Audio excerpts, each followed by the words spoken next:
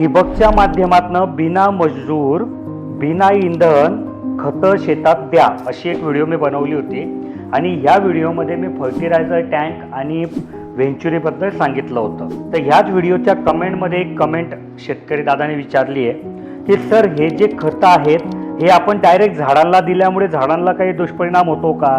बिलकुल होत नाही, कारण हा ठिबकच्याद्वारे खतं द्यायचं हे मोठ्या प्रमाणात पूर्ण भारतभर पॉप्युलर झालं आणि भरपूर साऱ्या कंपन्यांनी पाण्यात विरघळणारे खतंसुद्धा डेव्हलप केले आहेत. तर हे खतं बनवलेच तसे आहेत की तुम्ही ते डायरेक्ट पाण्यात विरघळल्यामुळे पाण्यातनं ठिबकच्या माध्यमातून डायरेक्ट झाडाच्या मुळापर्यंत नेतात आणि त्याच्यामुळे ते त्वरित लागू होतात. उलट तिच्यात मजूरची जी पैशाची खर्च असतो तो वाचतो आणि बिना इंधन हे सर्व काम होत असतं. तर जसं या शेतकरी दादाने हा प्रश्न विचारला, मी उत्तर दिलं.